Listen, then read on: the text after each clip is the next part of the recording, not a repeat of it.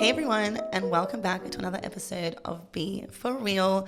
I'm your host, and we're here to talk for real about real things with real people. And today's focus and theme is that the only way out of any difficulty is through. Jack and I, who's my guest today, Jackson, what's up? What's going on? We have had very interesting lives and at times very, very challenging. And we both know that when things happen and we're faced with trauma or difficulty, you can't go over it, you can't go under it, you have to go through it. And a few weeks ago, Jack and I, we had a pretty big conversation, and I heard more about his story, and I just thought he has to be here to share this because I know there were a lot of people out there that can really relate to you. So Jackson, welcome to the show. Thank you for having me. How do you feel being here? A little bit nervous. First time on camera. You're doing great.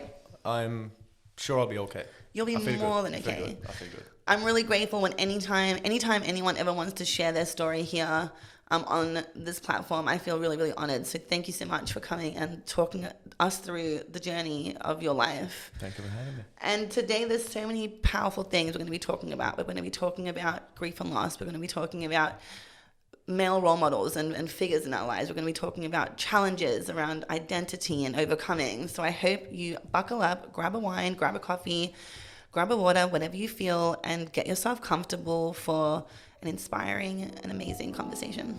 Sweet. Yeah, so let's just get into it, Jackson. Let's get into it. Tell us a little bit about where this whole journey called life for you began. As you can hear by the accent, Jack is from Ireland. Oh yeah, represent. That's right, represent. And he's here now in the land down under, Melbourne, Australia. So take us back to where life began for you and what life was like for you as a child growing up in Ireland. So I am from a place called Kerry in Ireland. It's a little so in Ireland, I'll just let you know before I continue. There's 32 counties in Ireland. I'm from a place called Kerry, which is a county down on the southwest of the country, so a very cold part of the country. Cold. Freezing cold. Just on the coast there. So that's where I grew up. I come from quite a big family. I've got four older sisters. Yeah. My parents unfortunately passed away when I was young. I lost my dad when I was 3, and my mom passed away when I was 7. Yeah. Both from cancer. So my upbringing was different. Yeah. It was very different, from most kids. Like some kids will like lose one parent and it's like terrible, but losing both parents is not very common. Yeah. So that's kind of that's where things started for me. I basically had four older sisters who were like four moms pretty much. Yeah. So in a way I look at my upbringing as fortunate. Yeah. As unfortunate as it was, I take having my four sisters as a really good thing, you know what I mean? Yeah. That was my family, Yeah. What incredible women, just to say, like, to raise a brother, such a good gentleman you are. I know Jack. Thank you very much. Jack's the fam. Thank but you. what amazing sisters to do that. I can't imagine what it would be like for them as well to lose their parents. Yeah, it was tough. So as I said, 4 sisters. I have 2 older sisters and 2 younger sisters closer in age to me. It was my second oldest sister who took me in and raised me when she was 21, and she was actually pregnant at the time when so she was pregnant with my nephew. My mom was still alive at the time, and then she had my nephew, and then my mom passed away shortly afterwards. And then she took me in, and she had her own son at the same time. So it was me, my sister, and my nephew living in a house together.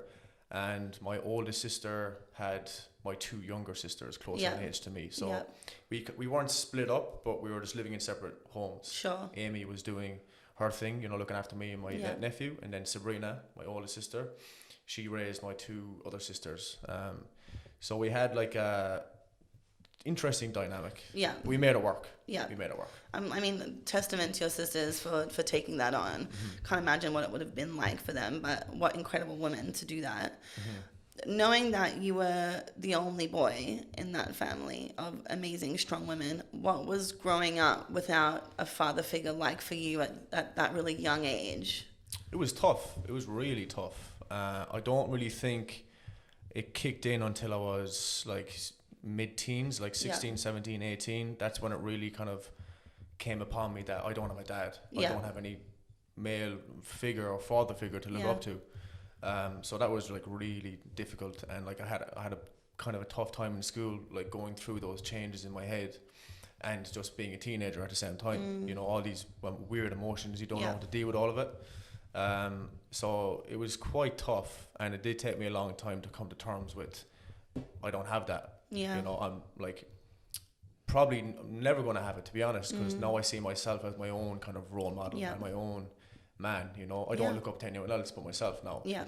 So it took me a while to get to where I am now. You know. So growing up in school, that would have been interesting, because it's such a pivotal point in our life, that high school period. There's so much going on within ourselves, changes, we're growing and evolving. When you kind of landed in that place within yourself, where you really recognized or felt that you didn't have that father figure, emotionally, what did that look like for you? Like having that realization? Oh God, probably, when did that happen? I would say when I came to Australia when I was 21, that's when I was like, okay, I'm on my own now. I need to like do my own thing and like create my own life and be my own man, pretty much. So from then up until now, that's been my journey, pretty much, you know. And moving from Ireland to Australia, not an easy feat. Like massive jump. Ireland, do you want to know a fact? Ireland is actually the furthest point away from Australia. It's the furthest country away from Australia. No way. Yeah. Well, I mean, like Ireland is like here, and then Australia is like under here. No way. Yeah. So you could go all the way down. Well, I mean, that's a pretty big decision to make without that adult guidance. Like, what did that decision come from? Were you just ready to leave? Did you want to change? Like, that's a pretty big move to make at such a young age. Yeah, so I was in a job back home. I was working in a factory, which I absolutely hated. And like, it's always cold and raining in Ireland, so I was always out in the cold and the rain, like pretty much. So I was doing that for maybe a year, and I remember one day I was at work, and it was like morning time. I was on a break, and my friend who was in Melbourne at the time, he had moved over in the was it March or May or sometime. He called me, and like we were having a chat. I was just saying how he was going over here, and he was like, I was telling him how much I hated my job and how much I wanted to leave where I was. I was like, fuck this, like I don't want to be here anymore. Like what do? I need to do something. He was like, just come here, just come over here. And it never really crossed my mind. I was like, I would like to get out of Ireland and move away, but I didn't really know where to go. And then he was like, just come over here. Like, you don't know what you're doing. You want to get away, so just come over here. And I was like, you know what, I may as well. So give it a go. Within 2 weeks or 3 weeks, whatever it was, I had my flights booked and my visa booked. It was meant to be. It was meant to be. Yeah. And I left. So when you landed in Australia at 21 and you realized then you were on your own and you had to make your own life, what did that look like for you? That massive realization of being like, crap, it's literally just me here. I remember the day I arrived, it was the 1st of June, I think, and it was like 2 weeks before my birthday, or like a week or something. And I remember I arrived, I stepped off the plane and it was freezing cold. I was like, why is it so cold here? I was like, it's freezing and it's raining. Why? I mean, meant to be in Australia, not friggin' Ireland somewhere. You know what I mean? So that was very weird. I didn't realize Melbourne was like, it had like normal like winters, like cold winters and hot summers. I didn't know that. Because like back home, our perception of Australia is like Sydney, beaches, you know, blue sky, blah, blah, blah. So that was the first day I arrived, and I was like, oh my God, what is this? But I was like, you know what? It is what it is. I'm in a better city now. I'm in a place where there's more opportunity. And it didn't take me long to find my feet, you know. Like I got a job within the first week. It like looking back now or thinking back to that time, it's a little bit of a blur because it's like so much has happened since then, you know. But I remember just being like, oh my God, this is it now. You know, this is the start of my new life. So when you came out here, did you find any kind of mentors, or did you have anyone even before coming here that were kind of filling in that role of father figure for you? Did you ever have that? Did you ever want that? Or did you push against that? I like growing up, I had a couple of like male figures, I guess you could call them, in my family. Like my sister Amy, she has a husband now, but he was like around when she took me in, when she was raising me from a young child. He was in the picture, but I always had in my head, like, looking at him, I was like, he's not my dad. And like we had a lot of like, you know, we used to butt heads a lot. Like we used to fight a lot. Like it just wasn't good, just because we didn't see eye to eye. And I think he was trying to step into a role that he had never been in before. So I understand for him it was hard too, looking back now. But back then I was like, who the fuck's this guy? You know, you're not my dad, kind of thing. But now looking back, I'm like, I understand it was hard for him. You know.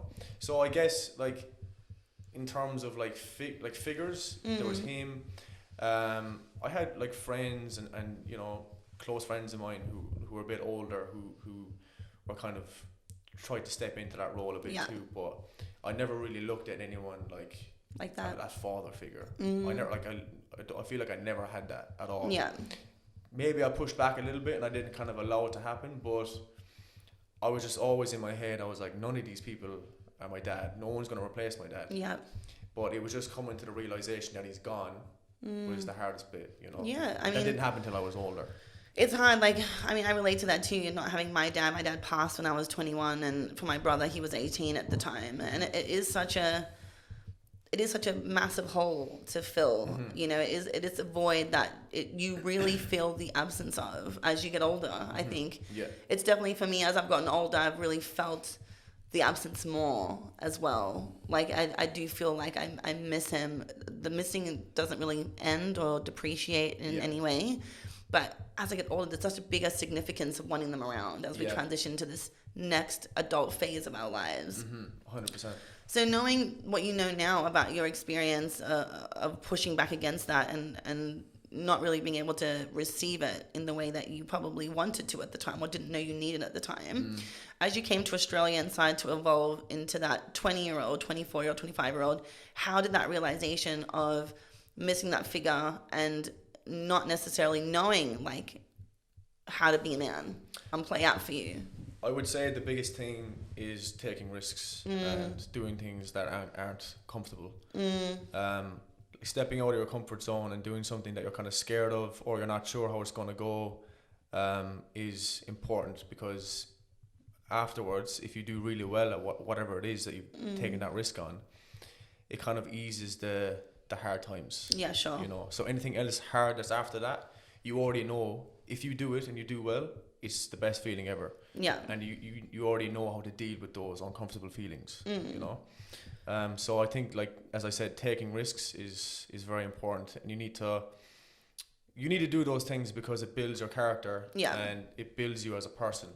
Because you can't always be comfortable. If you're always comfortable, you're not going to get anywhere in life. Yeah. Because life is not meant to be easy. Yeah. You know? So I think, taking risks is probably one of the main things that got me through, like, trying to fill that void, I guess. And then create my own person. Yeah, taking risks on yourself. Yeah, on myself. And taking chances on yourself. Absolutely. So for the younger version of you, what would you say to him now, looking back at that child who, you know, is being raised by an amazing sister of yours? Where's my notepad? Like, what would you say to the younger version of you now around that father figure aspect of your life? What would you say to him about that void? I would probably say to him that everything is going to work out. You'll be fine. Just be yourself. Be who you are. Don't try and constantly please people. Once you're happy with what you're doing, and once you have some bit of... See, the thing is as well, though, you need to have those people in your life who give you some kind of direction. Yeah. Like, be that friends or family. You need someone there who's going to be like, okay, maybe try this, try that, do this or do that. Guidance. You know what I mean? Guidance. Because as a kid, if you don't have any guidance whatsoever, like, you could end up anywhere. You know what I mean? You could end up on the friggin' street because you don't have that person to tell you right from wrong. And going back to it, I was lucky enough to have my 4 sisters, older sisters, to kind of guide me in that direction, you know, and kind of set me up. So even though I lost my mom and my dad, I had that kind of base of like like family Yeah. who were like, it was like a safety net pretty much. Yeah. And Yeah. I couldn't fall through. Yeah. So Yeah. then I kind of built from there as I got older. They gave you the structure. Yeah. To move forward. Mm-hmm. So now you're in Australia, you're in your 20s, life is a dream, you're in the cold, you're in the beaches, you're living it up. Beautiful. How did you actually get to that point of knowing who you are and finding your own identity as a man without that guidance of a father figure? How did you actually come into your own or decide, I need to be my own figure? I think like my mom had me when she was 41 or 42. She was quite old. Yeah. To become a new mom, and my dad was 63 or 64. Yeah. He was like early 60s, so he was old, Yeah. And I think like for them to go through 9 months of carrying me at that age, you know what I mean? I'm like, that's a lot of effort. Yeah. So I'm not gonna grow up and be a little piece of shit, you know what I mean? Yeah. I want to be the person that if they were around and they looked at me now, that they'd be proud. For sure. And they'd be like, you've done well. Yeah. You've not gone down this bad path of doing whatever. You've taken a good path and you've done well. Yeah. And that idea in my head, I just keep in my head every day. I'm like, I think to myself, how would they see me if they were around? Yeah. How would they think of me? Yeah. And that kind of gives me, motivation. Motivation. That's powerful, Jackson. That is powerful. Because ultimately, for me too, I want my dad to be proud of who I become. And if he was here, I always think about that too. Yeah. That there's always this aspect of would they be proud, and it helps guide us on the right path. Exactly. And I know my parents were really good people as well. And I feel like even though they died when I was young, it's the way I am now. I put down to obviously my upbringing with my sisters and that. But I like knowing that they were good people. I kind of that's it already. It's in my DNA. So it's in my DNA to be a good person because I know that they were good people. And even having that thought in my head gives me motivation to do better and be a good person. Yes. Yeah, I hear that, Jackson. I hear that.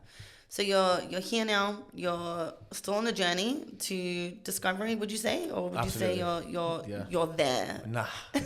I'm miles off. I don't know. I don't really know where exactly I'm going yet, but at the same time, I'm just living life every day, trying to be happy, doing things I enjoy doing, and surrounding myself with good people, which is also very important. Yeah, it is important to surround yourself with good people. Yeah. How, to that piece of advice to other people, like how do you know people are good for you? I think, it goes back to that old saying, you treat people how you want to be treated. And I think if you're gonna treat people badly, you're putting that energy out in the universe, you know, and it's gonna come back tenfold. It's in the same shape, in the same form. You're gonna get that energy back if you put that out there. Yeah. So I think just like, especially as a man, I feel like you want to be respected. I think one of the most important things for men is to be respected and have some sort of like status. Like not even about being rich or being famous or nothing like that, but like people look at you and they think he's a good man. He's respectful, He's kind to people. Like that to me is quite important. And if you just get those kind of basic things under wraps, you know what I mean, then you'll do well, and be true to yourself. I think it's like really important for men too, because if you are a man who's not necessarily had a father figure around, who you keep in your circle matters for that kind of male perspective, would you say? Yeah, absolutely. Yeah, who's around you is going to influence you a lot. But you need to have that that solid group. Even if it's 2 or 3 friends, it doesn't really matter. You don't need. Because, a lot of people are just like, oh, I have all these friends. More. It's like, oh, my God, I know her, I know him, I know all these people. But it's like, okay, fair enough. Yeah. But how many of these people are your actual friend? Totally. Who would be there for you if you were in serious trouble or you're really sick? Totally. Probably 2 or 3, maybe, Yeah. So if you have, if people out there who are listening now, if they think that they want all these friends and stuff like that, it doesn't mean anything. You need to have 2 or 3 solid friends who you can count on, and that's all that matters. You are the company you keep, people, at the end of the day. So make sure you're surrounding yourself with people that you you, I guess, want to be like, or that push you to be better and push you to be greater and push you to be kinder. Like you are the company you keep. It's funny, actually, we talk about this because before I left for Australia, I remember I told a couple of my friends back home, I was like, oh, I'm going to go to Australia, you know, I can't wait to go, this, that. Like, my friend Jack, he's like the guy who was here, his name is Jack as well. He's here and I'm going to, you know, go and see him and stay, you know, move to Australia. And a few friends were like, they're like, oh, why are you doing that? Yeah. You know, those kind of people. They're like, oh, why are you doing that? You know, oh, you're not going to last very long. You know, you're going to go and be back in like 6 months. Yeah. All this kind of shit, you know. But it was like it was a joke. It was like a joke. But it wasn't a joke. It wasn't a joke, you know. Listen, some people like you in the lane that you're in. Yeah. You know, some people like you to stay in the lane that you're in because it makes them comfortable. Yeah, exactly. Like, not everyone wants to see you win. Yeah. And this is so important to the point we're making about friendships. It's like you want to be surrounded by people who want to see you win, who actually want you to be the greatest version of yourself, knowing that your success does not hinder their own. They want to see you win wholeheartedly. And jealousy comes from below.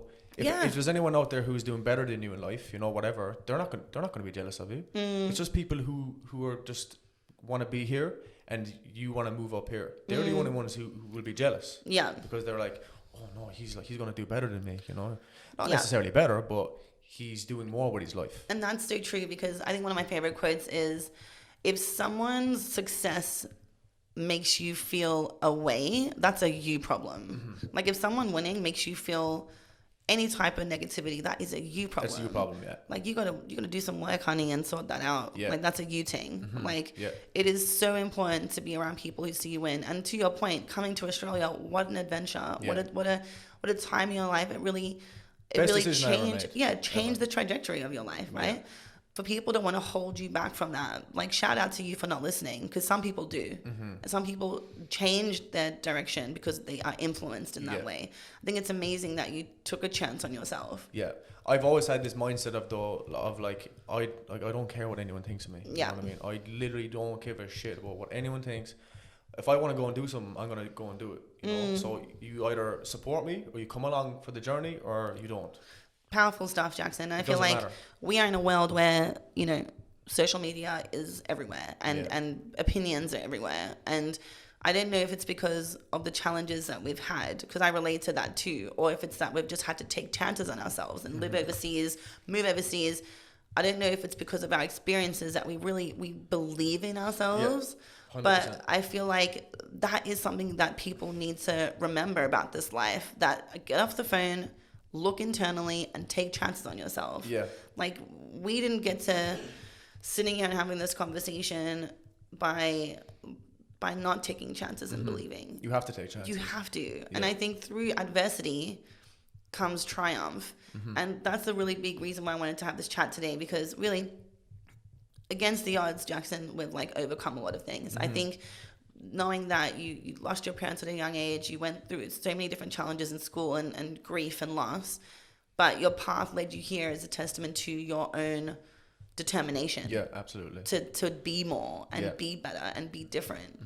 So with that in mind, I guess, what would you tell men out there in particular who don't have father figures, who are struggling with that, especially with the process of grief? Because we know that grief is a beast of its own. Yeah. Like, what would you tell men out there who are struggling to navigate the grief of losing a father figure or a friend who really, you know, held that type of space in their life? Like, what would you say to them?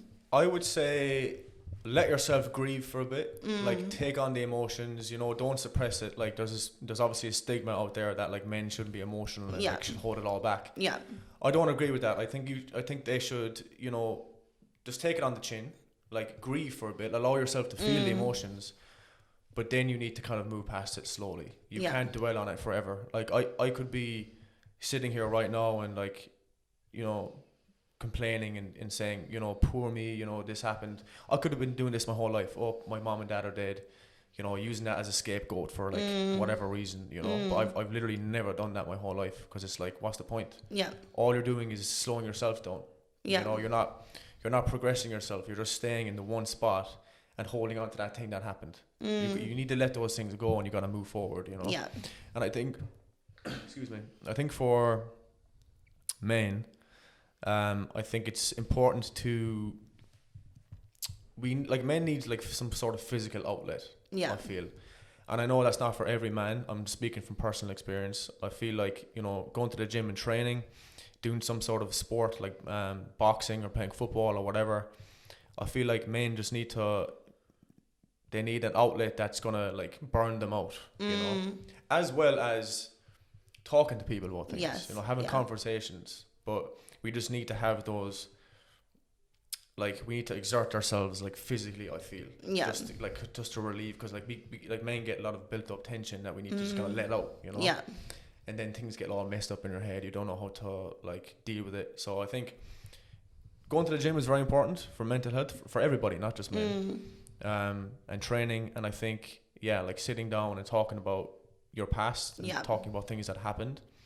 It's important to get that weight off your shoulders, I think, you know. And I think, you know, that's it's quite an important thing to do, I think. I think that's probably, you know, a real key thing, especially with the way that mental health is having a significant impact on everyone, especially after COVID and always. I mean, the impacts of mental health, the feelings of loss and processing of grief or trauma, it's so hard. And I think it's hard in general, guys. It is hard. So if you're going through something, I'll link some numbers at the end of places you can call, because talk therapy is important.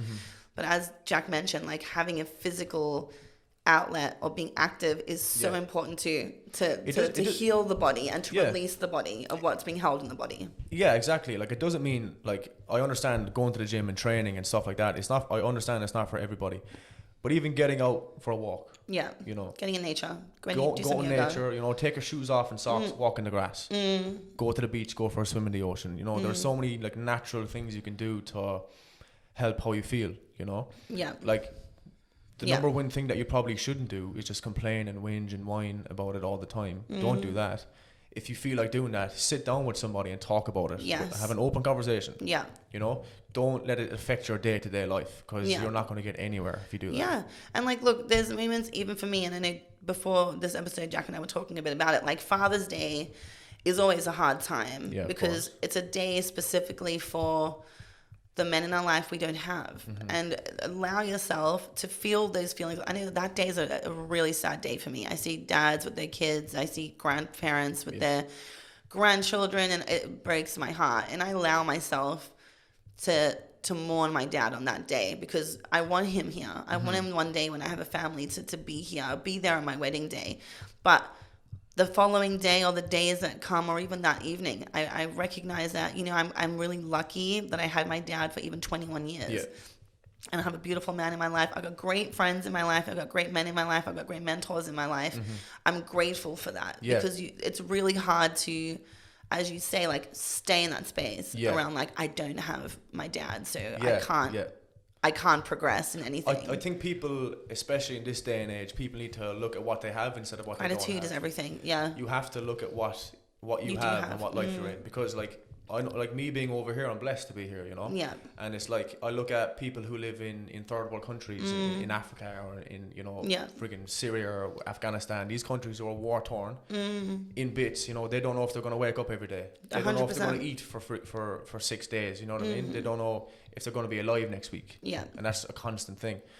I've got a good life over here, you know. Obviously, what happened to me when I was young sucks, but because I didn't hold on to what happened, I had to let it go, you know. You had to go through it. You got to go through it. The only way out is through, people. The only way out is through. Yeah, you got to go through it. You have to let yourself feel it. There's days I get sad, don't get me wrong. There's days I think about my mom and dad, you know, a lot. But it doesn't stop me from living my life. Pursuing the life that you want.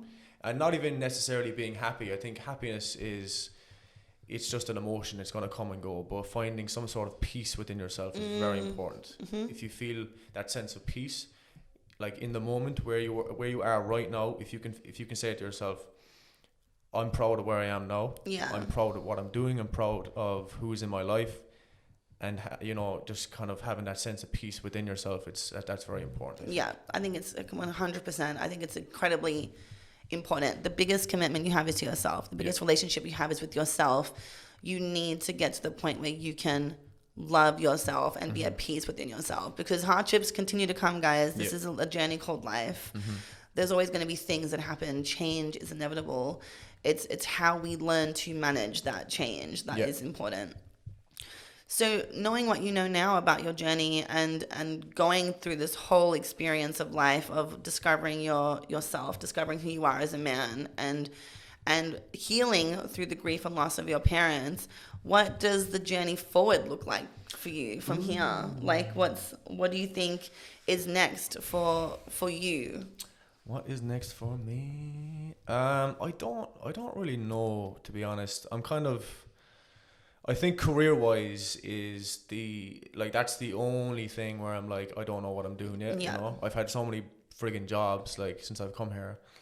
You know, I've been in construction mainly, but I was a real estate agent at one point.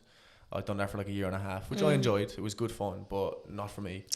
Do you think you're at the point now where you've done the healing work? You've kind of gotten to know yourself deeper. Do you feel like now you're at the point in your life to explore your purpose? I think so, yeah. Yeah. I think so. The last maybe, especially after the pandemic and all that stuff, I just realized, you know what, life is really short, and like those 3 years that we had, we're all locked down and stuff. Yeah. It was so quick. And like I was just like, when this stuff is over, I want to like enjoy life. I want to have fun, because you know, who knows what's going to happen next.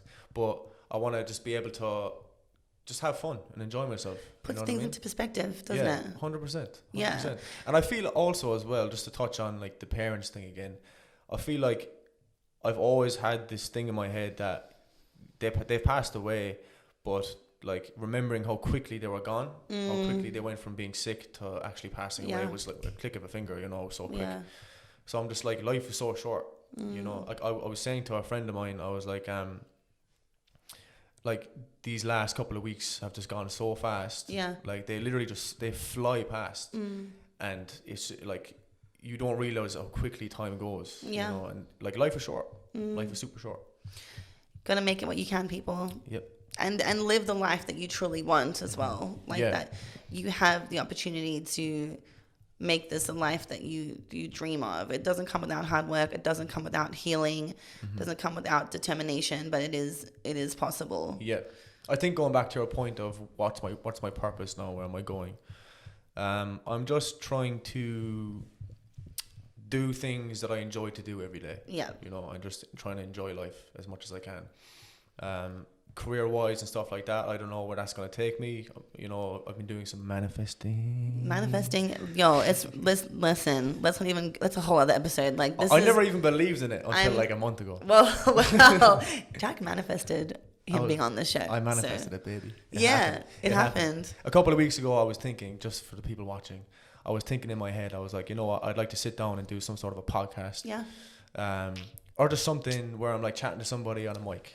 Whatever. Yeah. Whatever. And like, it happened. Here we are. Be for real, y'all. Be for real. Be for real, baby. Be for real. And I mean, like, look, manifestation is real. We'll do an episode on that at some point, because it's definitely supported me in my life. Yeah. And I think, you know, if you're at the point now where you're able to manifest and even dream about what you want, you're at a different level of guidance, I think, in your path, because it's really hard to be open to believing what's possible if you've got a glass ceiling on yourself. Like, manifestation allows you to break the glass ceiling, break the ceiling, and think about what's actually possible. But I feel like you need to kind of believe. You need to believe. You have to believe. You got to believe it. You got to believe in you ultimately. Yeah, you got to believe in you. You got to believe that what you have to offer this world, is a blessing, and is more than enough, and has no limits, really. Yeah, like has no limits. It's not necessarily believing that you're going to be at this point. Like for me, like the whole manifesting thing is like, if I manifest an idea, and then an idea pops into my head, and I'm like, oh, I was thinking about that. Then that plants the seed, and then I can kind of work from there. The work begins. The work begins there. The work begins. Yeah. Manifestation doesn't just happen without hard work, y'all. Yeah. Let's just debunk that. Like, you got to meet yourself and the universe, God, whatever your term will be. Energy. The stars will align eventually. The stars will align, but you have to be ready to receive that. And I think you're ready now. You're on the path to purpose, Jackson. Getting there. On the path to purpose. Slowly but surely. So to listeners on this episode, do you have any last pieces of advice, whether that's around anything we've already mentioned, anything new? Like, do you have any real key moments of advice to anyone out there before we go? I would just say life is very, very short. I think cherish the people you have in your life, Yeah. the good people. Try to avoid any kind of, negativity. Obviously, you're going to get that. You're going to have negativity in your life. You can't really get away from it. But just try and I think just be positive. Be positive. Life is tough. You know what I mean? Life is tough. And I've found out the hard way, unfortunately, and so have you. That these things can happen, but it doesn't mean that it has to ruin your whole life, and you have to go down some silly paths just because of what happened. You need to, at the end of the day, everyone on this earth is their own person, and we're all on our own journey, and you gotta look after yourself. At the end of the day, if you don't look after yourself, no one else can. So I think try and be happy, try and find some peace within yourself, do what you love, follow your passions. Just try and enjoy yourself and have fun. Just have fun. And, to Jack's point, we are the only people responsible for our healing. Like with grief, with loss especially, it manifests in so many different ways. But you really are the only one who can heal yourself. And that might be through talk therapy, through exercise, through different spiritual modalities. But it really is up to you. So if you're listening out there and you're grieving and you're struggling with the loss of a significant loved one in your life, know that you can get through this. You can get through this. And to Jack's points today, allow yourself to feel. Allow yourself to ride the wave of emotions. But know that you don't have to stop your life here. You can still pay homage to the people that have come before you. You can still love them and keep their memory in your life. Moving on is not going to take that away from you and not take them away from you or lose the significance in your life. But you really can move forward. You can make this life what you want to. Yeah, and I would say one more thing. The only thing that people can control is their mind. The only thing you control is your mind. You can't control anything else. So if you can control your mind, you can do whatever you want. You can be as happy as you want. You can do whatever you want, but you need to have some sort of mental strength to be able to do those things. That's very important. Take time to get to know your mind, y'all. Take time to get to know yourself. Take time to get to know your mind. And just do what you love and love what you do. And if you don't, try something new, honey. This is your moment to try something new, boo. You don't have to stay where you're at. Life is very, very short. Very short. So that's it for us, y'all. We hope you liked another episode of Be For Real. I'm your host, B, and we're here to talk for real. So thank you so much, Jackson. Thank you. For coming on the show. This was very fun. Thank you very much. It was fun. And you know what? You need to follow him. I will link his info at the bottom here. So follow him. We love Jack. We love to see what he's doing. And hopefully he's on another episode real soon. Can't wait. Thanks so much, Jackson. Thank you. Bye.